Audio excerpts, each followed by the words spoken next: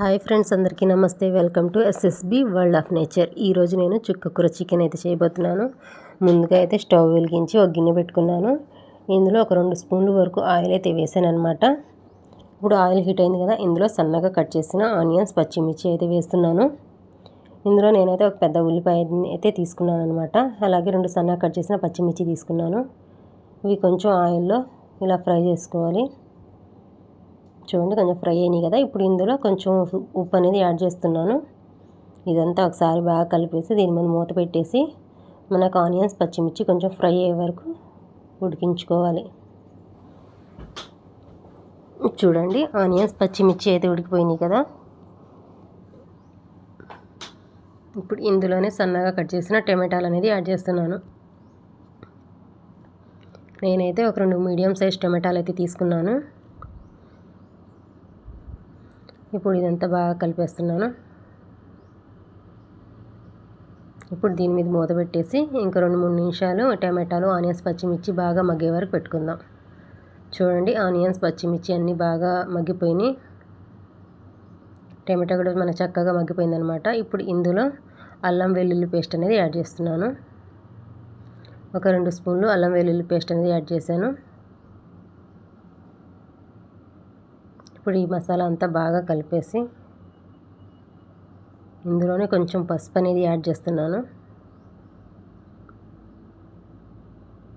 ఇప్పుడు ఇది కూడా ఒకసారి కలిపేసి ఇందులో మనం చికెన్ అనేది యాడ్ చేసుకుందాం. నేనైతే 1 కేజీ వరకు చికెన్ అయితే తీసుకున్నాను. నేను చికెన్లో మసాలాలు ఏం కలిపి పెట్టలేదన్నమాట. శుభ్రంగా 1-2-3 సార్లు చక్కగా కడిగేసాను. కడిగేసిన తర్వాత ఇలా డైరెక్ట్గా మసాలాలు ఫ్రై చేసుకున్న తర్వాత వేసేసాను అనమాట. చూడండి, ఈ మసాలాలంతా మన చికెన్కి పట్టే వరకు ఇలా చక్కగా కలుపుకోవాలి. చూడండి, ఈ విధంగా కలిపేసాను కదా. ఇప్పుడు దీని మీద మూత పెట్టేసి ఒక 5 నిమిషాలు మనం చికెన్ ఉడికే వరకు పెట్టుకుందాం. చూడండి, మనకైతే చికెన్ ఉడుకుతూ ఉంది. మనం వాటర్ కూడా ఏం యాడ్ చేయలేదు. మనకు చికెన్లోనే వాటర్ అనేది రిలీజ్ అవుతున్నాయి అన్నమాట. ఇప్పుడు ఇందులో కారం అనేది యాడ్ చేస్తున్నాను. ఒక 2 స్పూన్ల వరకు కారం అయితే యాడ్ చేశాను. ఇప్పుడు ఇదంతా ఒకసారి కలిపేసి ఇంకో 2-3 నిమిషాలు మూత పెట్టేసి ఉడికించుకుందాం. చూడండి, మనకు చక్కగా ఉడికిపోతుంది చికెన్ అనేది. ఇప్పుడు ఇందులోనే మనం మసాలాలు అనేవి యాడ్ చేసుకుందాం. ఇందులోనే ధనియాల పొడి, కొంచెం గరం మసాలా, అలాగే చికెన్ మసాలా కూడా యాడ్ చేస్తున్నాను. ఇప్పుడు ఈ మసాలాన్ని యాడ్ చేసిన తర్వాత ఇదంతా ఒకసారి బాగా కలిపేసుకుందాం.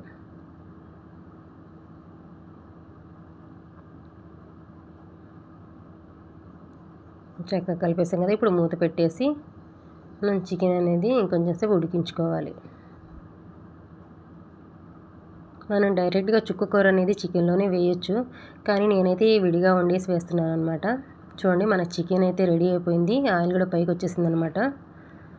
చూడండి, చికెన్ మనకైతే ఉడికిపోయింది. మనం చుక్కకూర వండిన తర్వాత మళ్ళీ 2 కలిపి కూడా ఒక 2-3 నిమిషాలు చక్కగా ఉడికించుకోవాలి. మనకి ఇలా అయితే చికెన్ సరిపోయింది. ఇప్పుడు తీసి పక్కన పెట్టేసుకుందాం. ఇప్పుడైతే చుక్కకూర కోసం ఒక స్టవ్ వెలిగించి ఒక గిన్నె పెట్టాను. ఇందులోనే ఒక స్పూను ఆయిల్ అనేది వేసాను.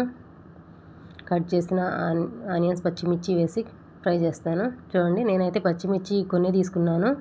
ఒక 3-4 తీసుకున్నాను, ఎక్కువైతే తీసుకోలేదు. ఎందుకంటే ఆల్రెడీ మనం చికెన్లో వేసాం కదా, అన్ని మసాలాలు వేసాం, కారం వేసాం, అన్నీ వేసాం కాబట్టి మనకు పచ్చిమిర్చి అనేది సరిపోయిద్ది. అలాగే ఇందులోనే ఒక టమాటా అనేది యాడ్ చేశాను నేను. మనకు చుక్కకూర అనేది అంత పులుపుగా ఉండదు, అందుకని నేను టమాటా అనేది యాడ్ చేశాను. మీకు కావాలంటే టమాటా బదులుగా చుక్కకూర అలాగే గోంగూర కూడా 2 కలిపి మనం చేసుకోవచ్చు. టేస్ట్ బాగుండిద్ది. నేనైతే మొత్తం చుక్క కర్రీ అనేది తీసుకున్నాను. ఇప్పుడు అన్నీ మగ్గిపోయిన తర్వాత ఇందులోనే చుక్కకూర వేసి కొంచెం సాల్ట్ వేసేసి మూత పెట్టేసి ఉడికేస్తున్నాను. చూడండి, మన చక్కగా ఉడికిపోతుంది చుక్కకూర అనేది. మన చుక్కకూరలో వాటర్ ఎక్కువగా ఉండిద్ది ఫ్రెండ్స్. మనం వాటర్ ఏమి యాడ్ చేయాల్సిన అవసరం లేదు. చూడండి, మనకైతే చుక్కకూర రెడీ అయిపోయింది. అయితే స్టవ్ ఆఫ్ చేసేసాను. మనం ఇది మెదిపే పని కూడా లేదు, చక్కగా మనకు స్టవ్ మీద చక్కగా అయిపోయిద్ది అనమాట, మెదిపే పని లేకుండా. ఇప్పుడు ఈ చుక్కకూరని మనం ముందుగా రెడీ చేసి పెట్టుకున్నాం కదా, చికెన్లో వేసేసి కలిపేసుకుందాం.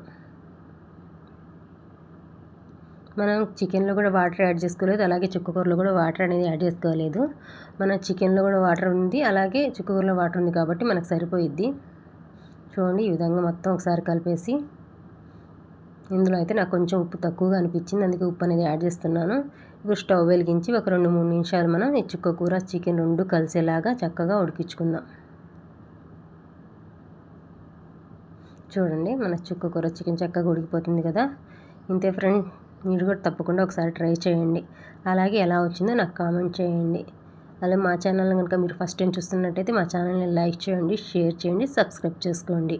అలాగే మీకు ఏమైనా కొత్త వంటలు కావాలంటే నాకు కామెంట్ చేయండి, తప్పకుండా షేర్ చేస్తాను.